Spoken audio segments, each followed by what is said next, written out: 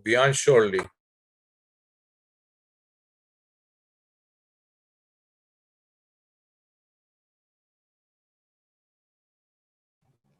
What's that, Dad?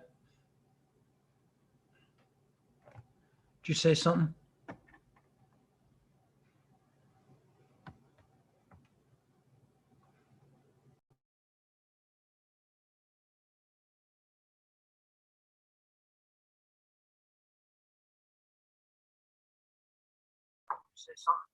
Yeah, I said we'll be on shortly, just in about 4 minutes. Can you hear me okay? Roger that. Yeah, yeah. Can you hear me okay? Yes. Okay.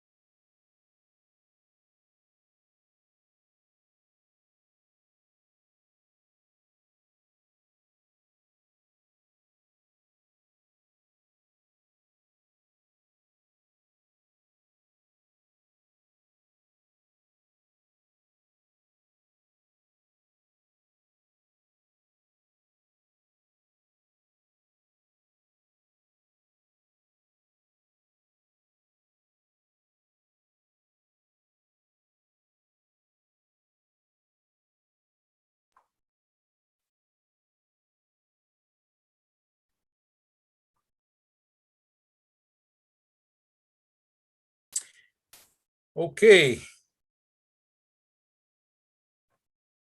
How's everybody doing today? Thank you for showing up. Thank you for watching this. And for the last 2 days, I've been covering a lot of ground in terms of the importance of fathers. Who are you as a father? What is it, what does it take to be a father? And how do we move forward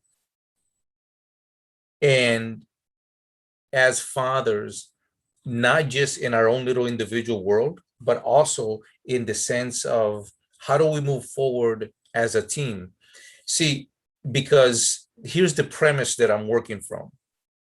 So day one, we talked about the importance of you as a man, you as an individual, what it is to be a sovereign, what it is to be a leader of yourself and a leader of your community, whether that is just you and your wife, you and your children, you and a whole family, and the effects it has on society. And so we laid out all these issues that happen in society that can correlate directly to fatherless homes. We talked about Black Lives Matters. We talked about the Now movement. We talked about what's the other group? Antifa, and all these things. And you know what it is? They're vacuums created by us, not directly by you and me, by men that came before us that did not do what needed to be done in order to bring a balance. So when children grow up without a father, whether that's male or female, what happens is they grow up with entitlement. They don't understand boundaries. They don't understand the delayed gratification. And so because of that, you have entitled people, you have people that don't know boundaries, people that don't respect authority, and people that um, don't want to work hard to get something. Does that sound familiar to anybody? Does it not sound familiar when you have a group of people that live in America? Like my friend Paulino was telling me, which blew my mind. There was in the news where there was I think it was a transvestite or a transgender, excuse me, that said that they wanted to run in the Olympics. They wanted to compete, and when if they got to their highest level of competition and they won, that they would burn the American flag. Where we have people in America that at the sound of the national anthem, they refuse to give its proper respect. Whatever it is that whatever beef they have, here's the problem. If you're taking American money, you need to take American respect for the money that you're getting. But that has all changed. We have entitlement, as I said. We have people that don't respect authority, that they can destroy monuments that have been around forever. So those don't happen in a vacuum. Those things happen because something fell apart. And I am of the position that what fell apart is a lack of fathers in the home, a lack of leadership at the household. And because of that, there was a created vacuum. Guess who filled it in? The government. The government became the surrogate father. It's a lot easier for a woman to have children from different fathers because she'll get money from the welfare system to stay single and not struggle with a man in her house and try to work things out together. So it's more economically beneficial to women to be single than it is to be married. When men go to court, we spend thousands and thousands of dollars and months, if not years, trying to get your children. And, as somebody that has gone through that twice and spent thousands of dollars and did all the things that I needed to do, I was a victim of the system. And so I had to recover from all of that and build new relationships with my children. In the meantime, I have learned to help other guys do the same thing, so that because the system is set up against us, so that you can at least get through it with a clean mind and an open heart, rather than being closed off and angry. Because maybe the system wants you to do that on purpose. Maybe the system wants you to be angry. Maybe the system wants you to be, isolated and alone and stay low key and not be involved in anything. So if that's the case, then how do we solve that? Let me give you a historic view, and then we can answer that question. In the 1950s, the statistics, before I start with statistics, I want to tell you that statistics can be played and twisted any which way that the individual wants it. Somebody that you should follow or look up is Thomas Sowell, Sowell. Thomas Sowell is a prolific writer. He has retired from the public view, but he wrote a book called The Anointed. I can't remember the total title of the book. I haven't finished the book, but I've listened to Thomas, and uh, and what he says is that from the 1950s on, they started using statistics to the government is the day, and they started changing the environment and the way people saw things. And so what they did is they took, stats and basically lied about it. Prior to 1950, there was fathers, active fathers in the homes of Black America, Hispanic America, and whatever other minority America you want to call it. They were all, it was, the percentage was really low. It was below 20% of fatherless homes. Okay. In less than 10 years, it jumped up to about, I think it was 20, and then it almost doubled the following 10 years. So by the time 1970 came around, we were all the way up at 80%. Today we're at 89% of fatherless homes in America. And that is 89% for Black America, and for Hispanic America, it is somewhere around 70, I think it was 73%. So I'm not using those terms, Black America, Hispanic America, Minority America, as a derogative way. I'm saying that when you do a stat, you try to condense it down to a little block in order to be able to give you, statistics that are close enough. All right. So the other thing is that they were said that, the patriarch system is the one to blame, because men were making more money, that men were in control, and we were using that to subjugate women.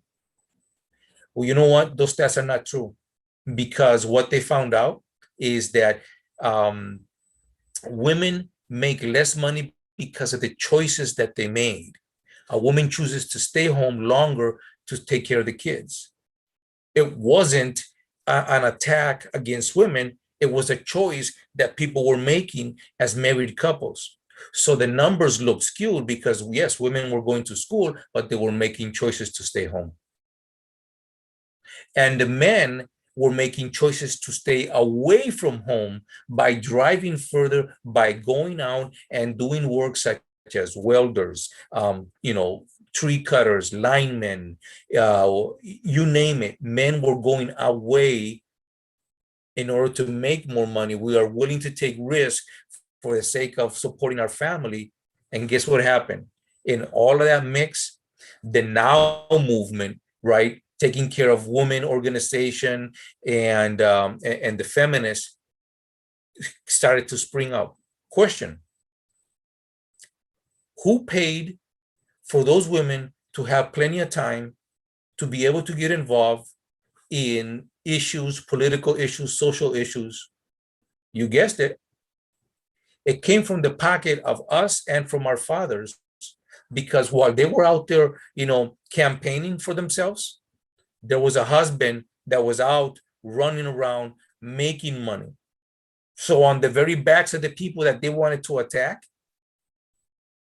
they were benefiting from it. Pretty straightforward logic, but also very true. They were not out there earning money. They began to earn money later. And now, after a career committed woman makes almost twice as much more than a man does. In America, there is domestic violence shelters across every state in the union for women only. There's only one state that has one building dedicated to men who are victims of domestic violence. How about that? Now, if you listen to the politics in the 1970s, 1980s, and I've gone back to, to CNN, C-SPAN, and all that other stuff, and when you listen to it, you can hear that there is an agenda to help women. So the statistics were put together in a skewed way on purpose. And then they said that it was the males that were the attack. Do you know where that comes from? It comes from a guy who, first of all, let me tell you about this guy. So he was um, uh, an independent thinker. He was a dangerous person in that the government of the different countries that he went to in Europe, they didn't want him there. So they kicked him out of those places and he moved around. Now he had a friend that had a lot of money, and his friend that had a lot of money was an entrepreneur and kept supporting him and kept sending him money. So then he lived in a communal home.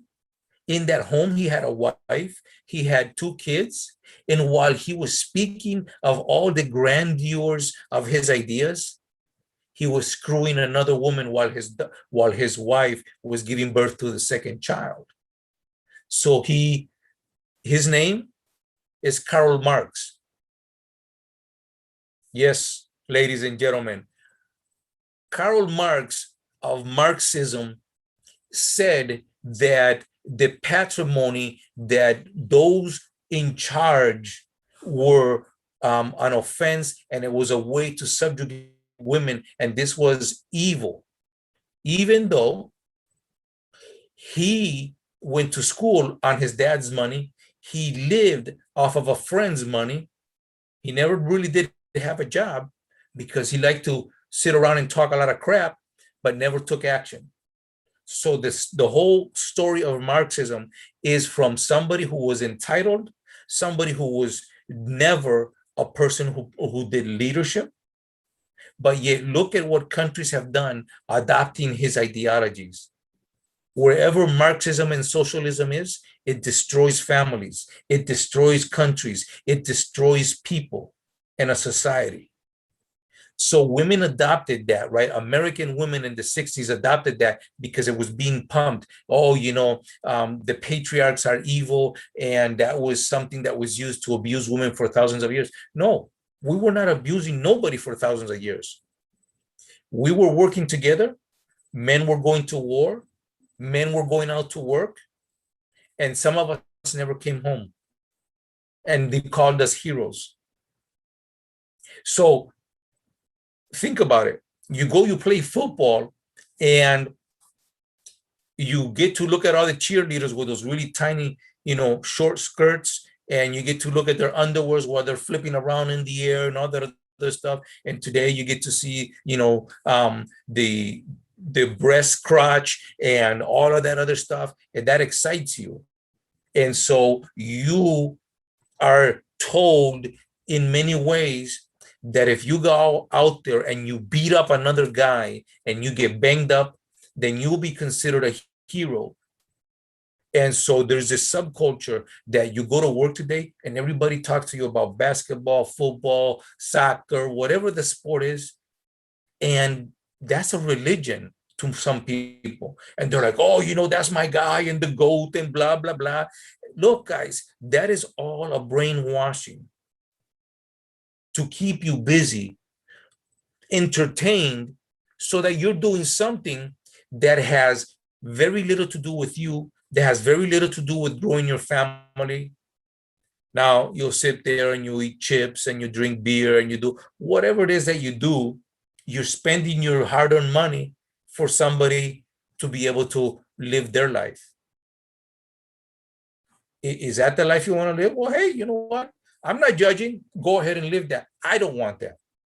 I want to live in a society in which children respect the elders, and the elders are a resource to those children so that they can grow up and give back to society. So that if we ever would have to go to war for some real reason, that it would be something that makes sense, not for just crude oil and poppy seed fields in Afghanistan or somewhere else, but that we go because there is a reason to protect and defend people. Now, Was and has there been and violence against women? Yes. Was and has there been violence against men? Yes. You see, violence is not a prejudice crime. You go to Africa, people are lamed, are maimed, are cut into pieces, and it doesn't matter whether they're male or they're females.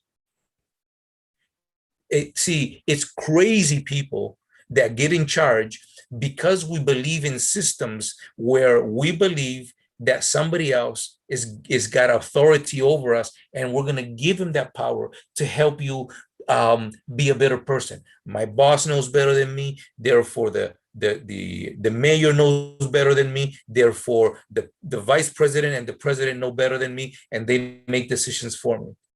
Because you're not sovereign, because you have forgotten that you are sovereign, then what happens is, you're out there and you are losing the ground because you think that the system is too big. For example, during the Holocaust, there were thousands of people hundreds of people and thousands of people marching into a train cart, while there was only a small platoon of soldiers with weapons on either side. The people had become docile. This is not the first time in history. This happened everywhere. In Spain, there were thousands of people kicked out in the 1400s. You know why? Because they wanted their resources. Yet, the hundreds of people, thousands of people could have risen up to protect themselves, but they didn't. They just thought they had no power. And every single time, do you have any idea how many of these dictators have killed hundreds of thousands of people? And the people don't fight back. So in America today, the reason why that hasn't gone over that way is because the system of governance knows that Americans have at least the power to stand up for themselves. And that is, whether you like it or not, it is a point of holding back the government. I'm not here promoting war. Okay, I'm not here promoting war whatsoever. But what I am saying is this. I'm saying that you and I are more powerful than the system, but we have forgotten that because you have been trained in school to think that there's only one answer. When you go to school, there's a test and there's only one answer that's correct. Life doesn't work that way. There are 1,000, a myriad of answers to every problem, as much as each and every one of us is different. Why then is it that people think that they are powerless? Do you have any comments that you want to make about this, or should I just continue to talk? Go ahead, Dad. Okay. Can you hear me?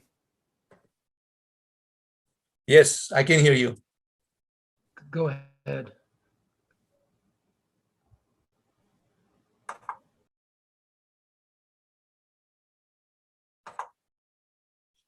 Okay. So what happens is it's much easier to go with the flow and accept that, life is what it is and we got to live with it. And there's not much that you can do. And, oh, well, but that's not true. It's not true. Look, it doesn't take that much. So historically speaking, when you have studied the generations, what you're going to find is this. Every civilization has been changed by a small group, okay? It's about 3% of the population in every group. It happened in Greece, it happened in Rome, it happened in Italy, and it's happening in the United States. Only 3%. You know what that means? That means that 1.5% have been force oriented. They want to push their agenda, and the other 1.5% wanted to do it peacefully. Those are stats. And that should immediately bring in your brain this 98% of people versus the 2%, right?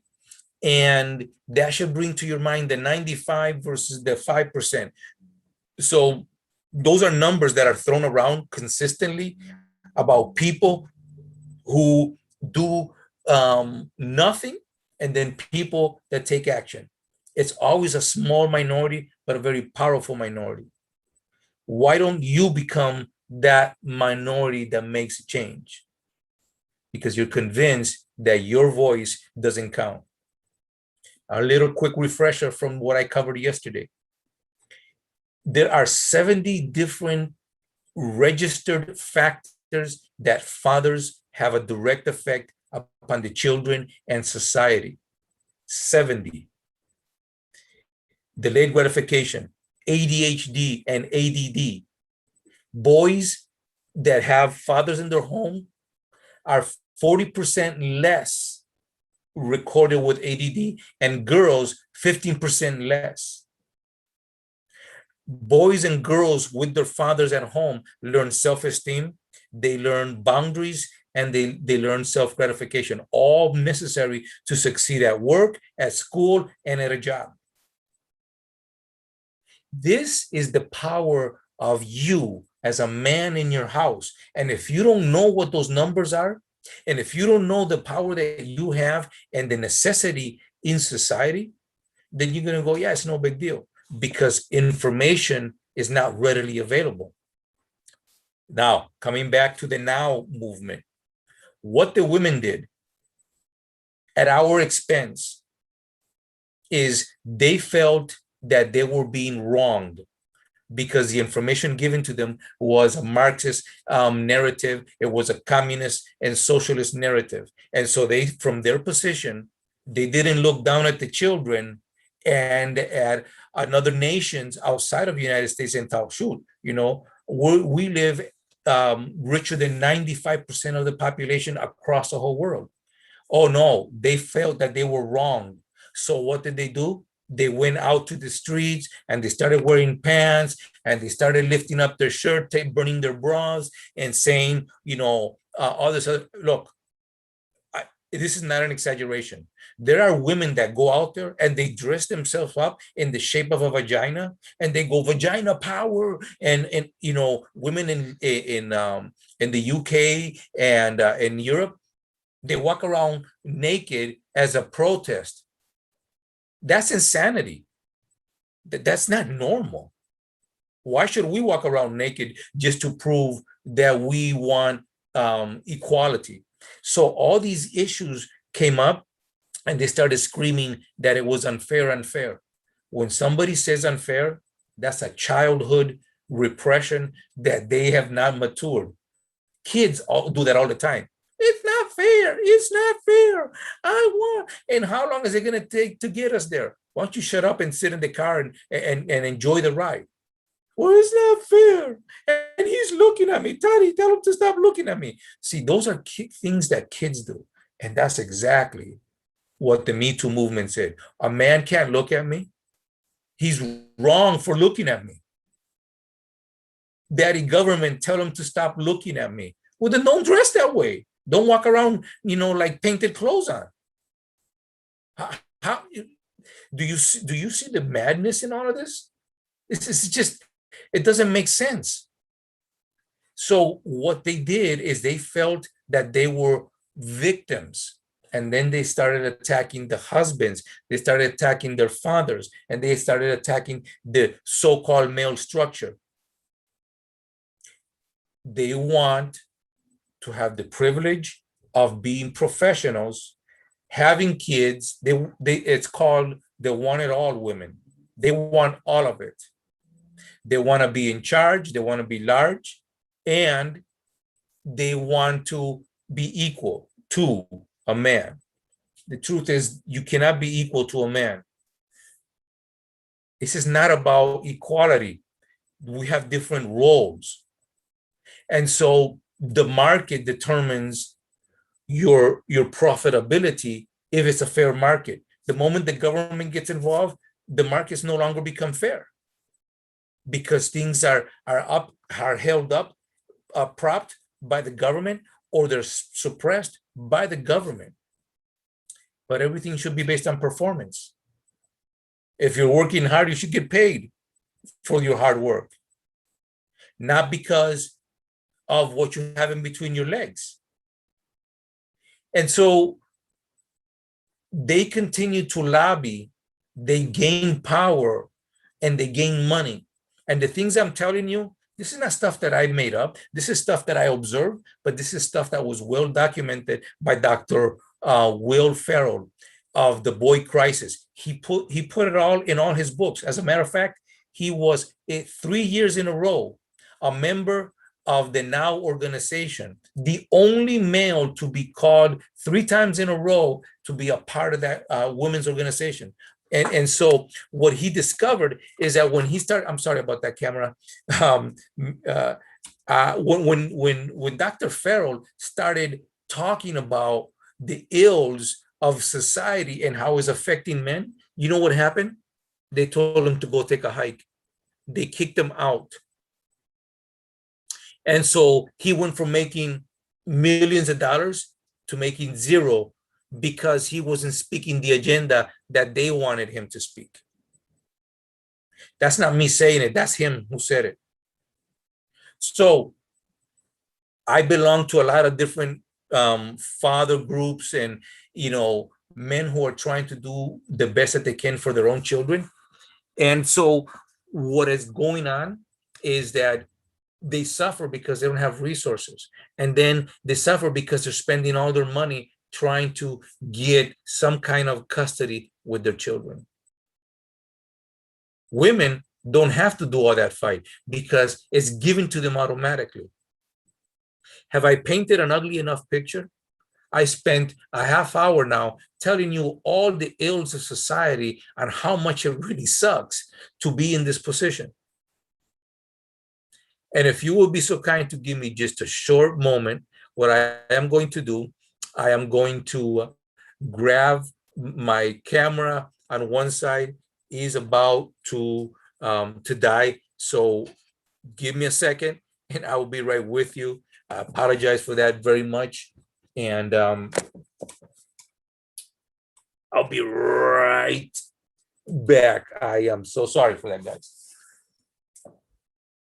In the meantime, think about it. Is that a depressive situation? And is it very real? The 100% truth, it's real. So how do we change this? Can it be changed? Is it worth changing? Is the next question.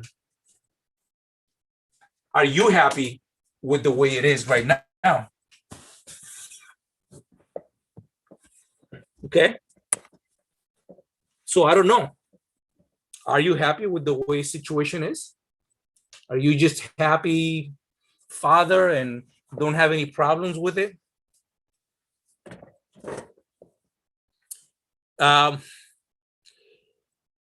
I'm not. Okay. And I don't want to belabor my situation, but what I've seen is that my situation is similar to many other fathers. I just finished reading about a father who said he spent over $10,000 in custody fees and a year without seeing his son, and he finally got 50% of custody. So when we go to court, you're guilty before before you even tried. So while the picture is gloomy and it's very sorrowful, look, what I'm telling you is that you can change it, not on your own.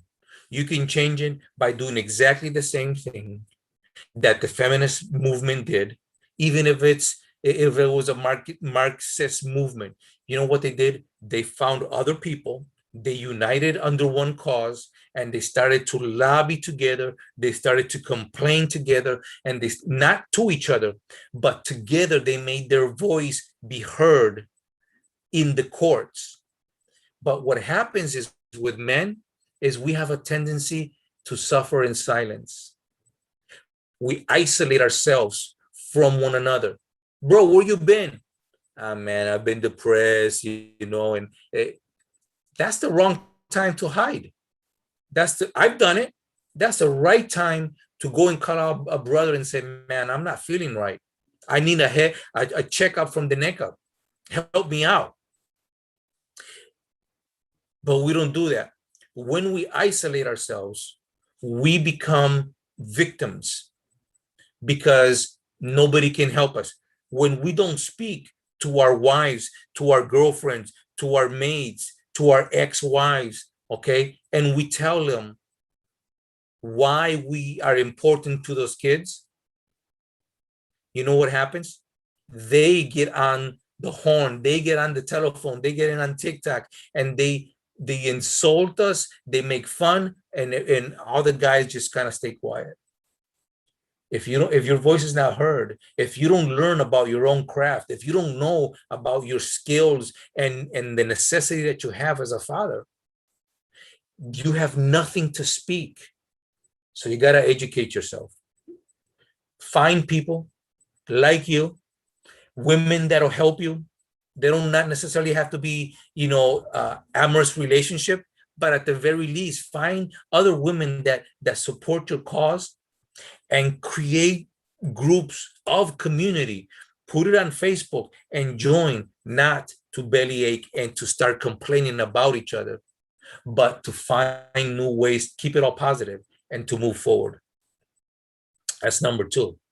Number three, eventually there's going to be people that are going to rise up to be political activists for fathers. Start speaking to the congressmen, start speaking to your local so-called public servants, and let your voice be heard. Because if we're not doing this together, nothing will ever change. Look, if you don't know this, you should know it by now. The pills used for ADHD and ADD were considered poison because it's damaging to the brain. Ritalin was considered a poison, a toxic. I don't know why they invented it, but it was under poison into the. There is a book. I don't know what it's called. I've read it. I used to own one, and it's like the Bible of all medicines, and it was under poison. So they took it out of there and they moved it over to started to giving it to kids. Who in the hell, in the right mind, decides to give poison to children? That make any sense? But then they were giving us Ritalin. In universities today, people love to buy illegally Ritalin and pills for ADHD. You know why? Because it focuses your thought. At least you feel better. It allows you to stay up longer. But there's damages to your body. And so now it's widespread using a poison supposedly to help something that can only truly be fixed, alleviated by 40% by having a father in somebody's house, an active father. So I want you to look at it from my perspective. Take the father out and give the kid poisonous medication and medicate them through life so that when they grow up, what are you going to have? You're basically going to have an automaton, somebody that you can control.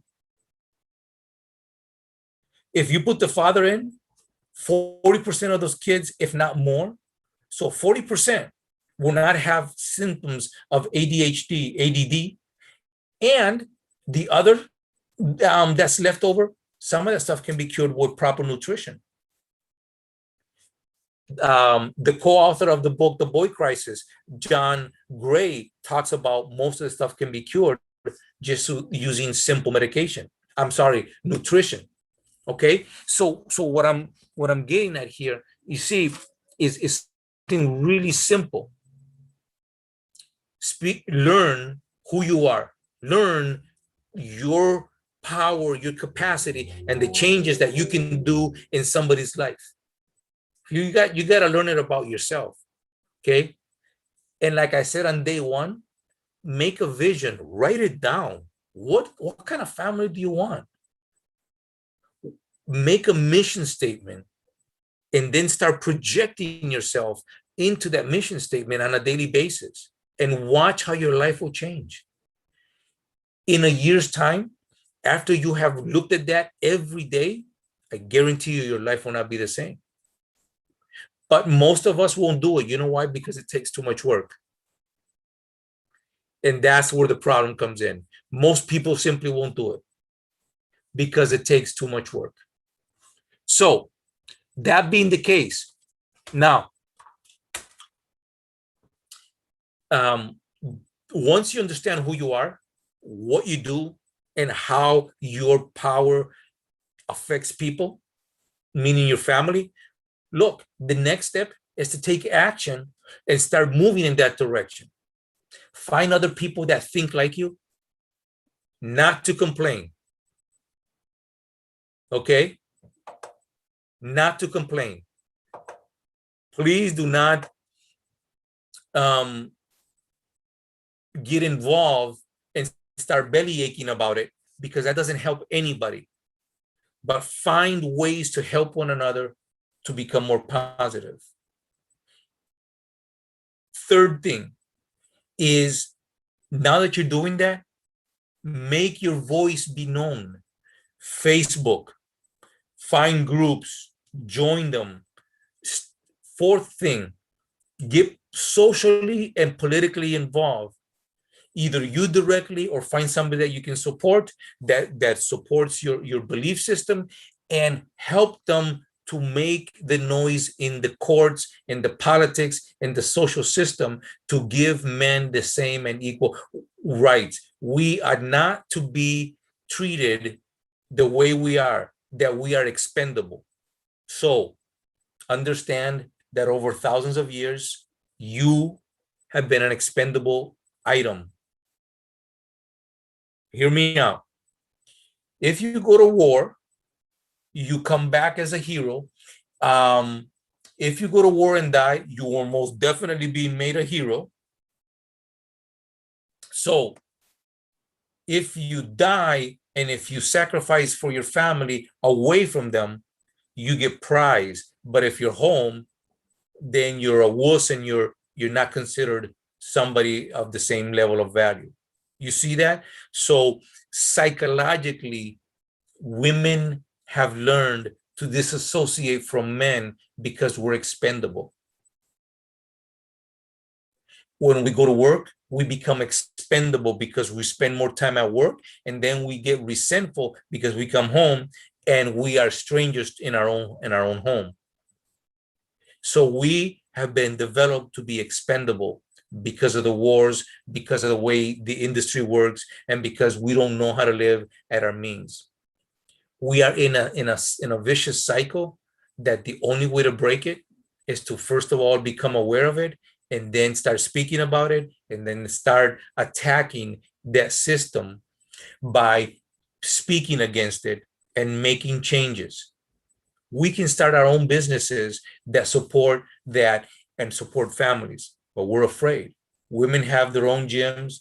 Women have their own floors in the hotels, right? Women have their own shelters. Women have instant protection if If two people are arguing at the house and a woman calls and says, he was abused me, somebody's going to go to jail. Somebody's going to have to leave the house. That's the way the police deal with it. In the universities, if a boy, a man touches a woman without permission, even if they're getting on and she likes him and she's into him and he's into her, she can at any time, even if he did ask permission, can I hold your hand? Can I kiss you? Can we walk together? Can I date you? Anytime that she said or claims to say that he did not ask the right permission to do the action that she is claiming that he did, he is automatically treated as somebody who's a harasser in any university. That's the law. So you see how far we've gone? That's why we must change these things. And you change it by working together. You change it by doing something together. You change it by being a part of something. Now, I've created my own group, and it's not mine, it's for you. What I've created is something called Fatherpreneur. Let me tell you why I did that. See, if you go, any one of you start a business, you automatically know that you have to go get counsel, that you have to go and get registered, that you have to go and find some ways to understand the process of becoming an entrepreneur. So you either go to school, get an MBA, and all do all other stuff, or you learn by getting a mentor, you pay for the mentor, or you go online and you do research, right? Everybody knows that you're supposed to do that. All of a sudden, you can engender children, and that automatically makes you a father. You think because you have the power and the potential to produce children, that you are automatically qualified to be a father, that you're automatically qualified to be a husband. With what tools? Did your father, do you like the example that you see in your household enough to say, my father's a great father and he's a great husband, and I'm going to be just like him?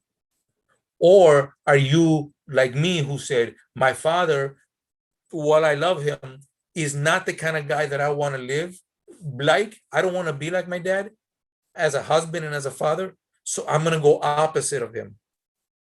But I didn't have any tools. You see, I was going against something that I didn't understand. I didn't understand all the things that I explained to you. And so today, what I find, after talking to thousands of different men, I found out that we all fall under that same category. We're working out of a vacuum, thinking that we're going to do better, only to find out that because we don't have the tools, we make the same mistakes. It might take us longer, but we end up making the same mistakes as our fathers did, or sometimes even worse.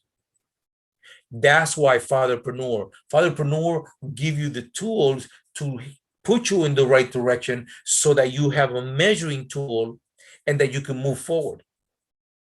One of the things that you could do immediately in taking action, I've already mentioned to you. There are many other things that you can do to take action to ensure that your family has protection without you having to go to war or having to die for them.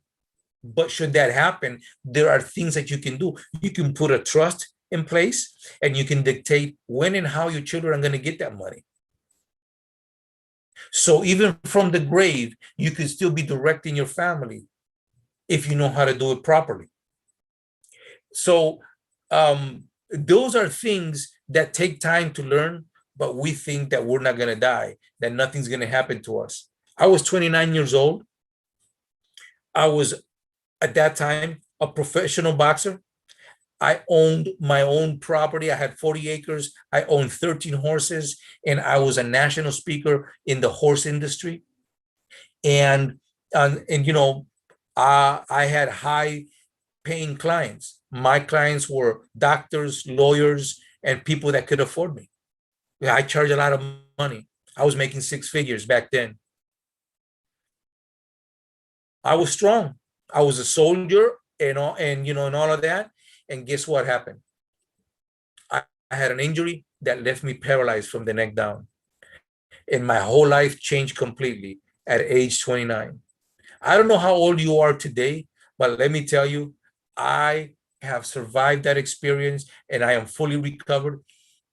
But that'll give you a real clear picture of how um, fickle life can be. And so we go, that's not going to happen to me.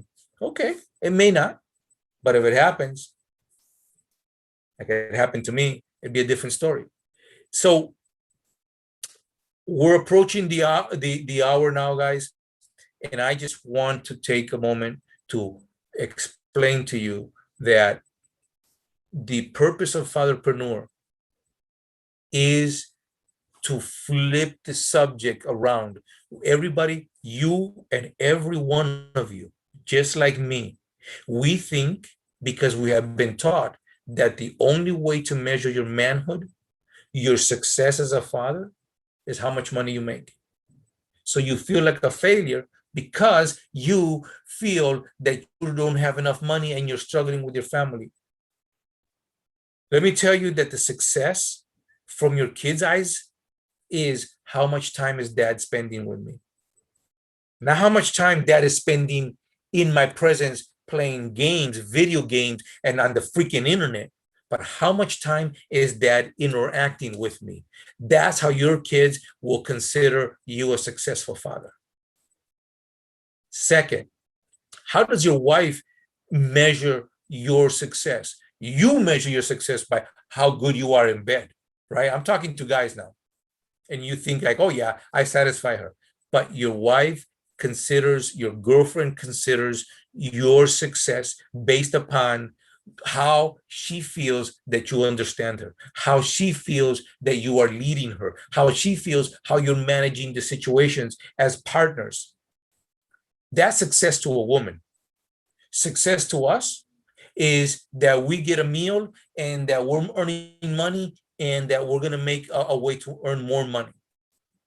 We want respect, but in order to get respect, you have to be respectable. And today's fathers spend way too much time playing video games, spend way too much time looking at sports. And because everybody else does it, we think it's normal. We don't educate ourselves. We don't look, you don't need me to help you. You can go out on YouTube. You can read hundreds of books on how to be a successful father. How to have proper communication, how to lay out a mission and a vision statement, and how to have meetings in home, how to create ceremonies. But will you do it? Have you done it? Have you thought about doing it? Because if you haven't, it's because your thinking is not in line with your values, if those things are valuable to you. So I'm offering you a way to do that and save yourself the 18, 20 years and 30 years of my youth and my old age that I made those mistakes. You don't have to go through that time period. You can advance by getting somebody that'll tutor you, somebody that'll coach you, walk you down that path. A choice is yours. And the information is available. All you got to do is access it. So you can go the fast route, you can go the short route. It's totally up to a decision but you must decide. But once you make that decision, go for it and change the life. Because you know what? Every day that you don't take an action, your kids get older and the further away they get from you. One day they start to rebel and you can't figure out, I don't understand why they're rebelling. They're rebelling because you weren't there. They're rebelling because you didn't spend the time to get to know them and connect to them. You just assume they were always going to be there. You just assume that they were your kids, and they're not yours. They have been a gift to you to help you learn about life. The best thing that could ever happen to me was having 6 kids, and not only that, fostered 30 children in my lifetime. And I have other men in my life that I literally love as my own children, that I've been with for years and years and years, and I've watched them grow up and I've watched them mature, and I see them, and I'm very proud of those relationships. And I have men who I consider brothers. I have guys that are older than me, and they still come to me for counsel, not because I'm all of that, but because everybody needs somebody to help. We need to build a community together, and we need to make a change for the positive. And we're not trying to fight against feminists. We're not trying to destroy Marxism, none of that stuff. All we need to do is speak truth from love, from a very man position. And there's nothing wrong with that. There's absolutely nothing wrong with us coming from that place. Stop isolating yourself. Every time you go into depression, the first thing you want to do is hide into a cave. That is not the answer. Find a buddy that you can trust and say, you know what? I'm not feeling good, man. Check up on me in about 2 days. And when you're in your solitude of cave, pick up the freaking phone, text somebody and say, I'm depressed. This is not weakness, guys. This is being real. You got to be real with yourself first. Because if you're not real, you know what happens? You're living a fake life. It's as simple as that. And the last thing I'm going to tell you, it doesn't matter if you're a solo man, have ceremonies. I covered that on Friday. If you weren't there and you missed it, talk to me later. Send me a message and I'll share some information about that. I do have the video. But let me tell you, create ceremonies. Pick a day on a Friday night that you come home. It's the weekend and you prepare your house and you help your kids prepare the house. You are the manager of all of that. You're not the manager, you're the director, and your wife manages it and all the kids get involved. And you know what? You build this beautiful place where you get to sit at a candlelight, no electronics, and you're looking at each other face to face and you're having conversations. And instead of just,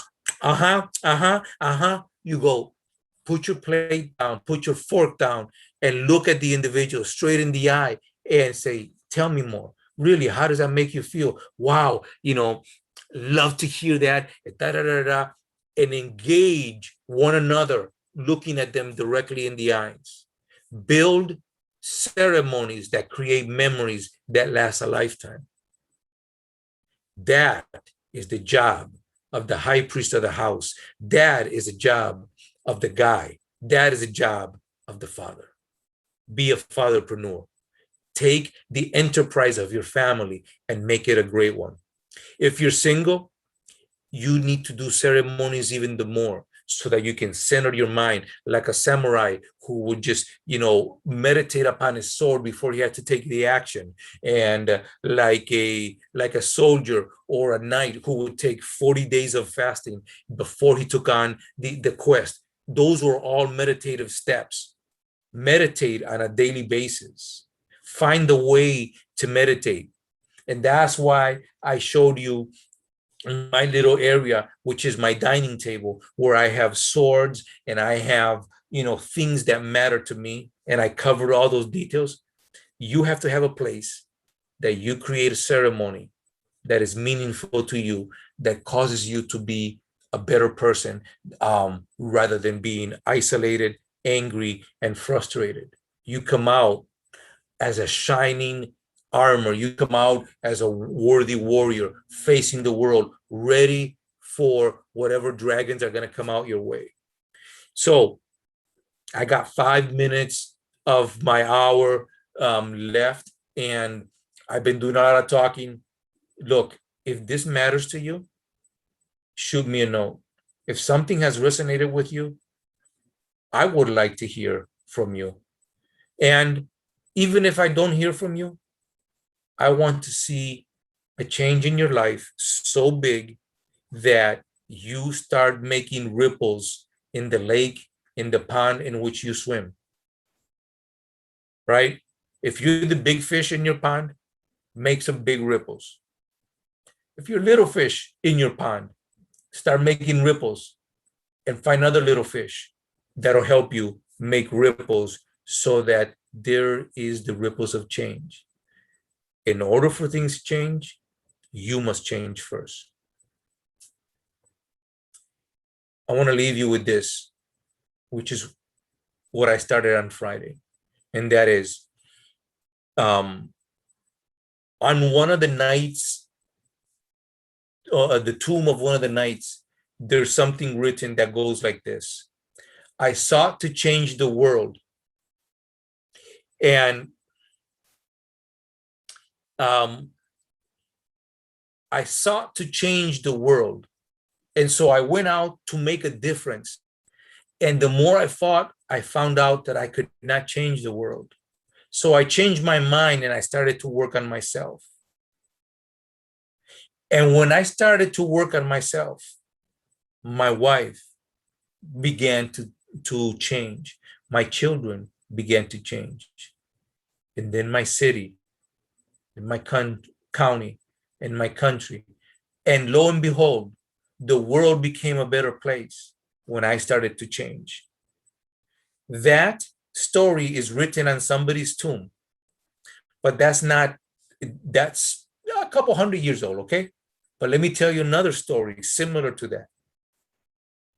And I'm going to use a word, and this is what I want to leave you with. I'm going to teach you Hebrew today. Lech lecha. Lech lecha is the Hebrew words spoken by God to Abraham. Abraham, for those of you that don't know it, Abram is the man who has spun off the three major religions. Okay, what are those? Islam, Christianity, and Judaism. All right, so the whole world has affected by one man who did Lech Lecha. So what does Lech Lecha mean? It means, translated roughly, go into yourself, or go, and it also means, it doesn't mean or, it's and, go for yourself. Go into yourself, for yourself.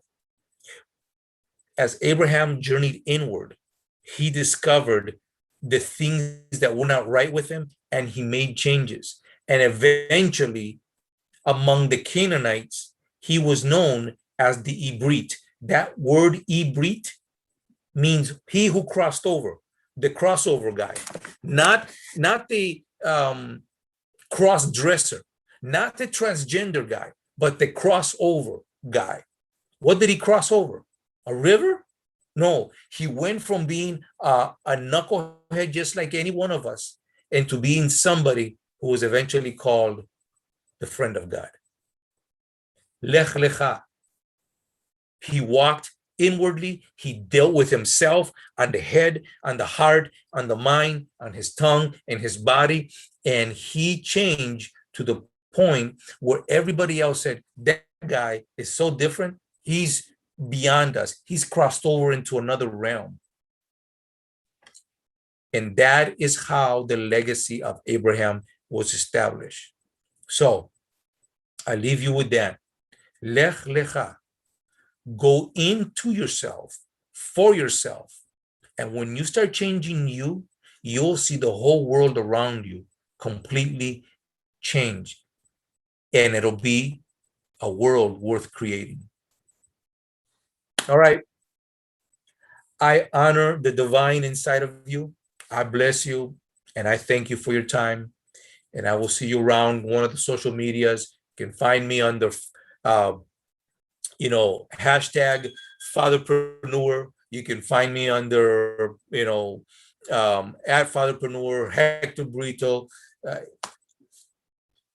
Just take care. Great. It was a good monologue, and talk to you soon, guys. Bye. And you're welcome.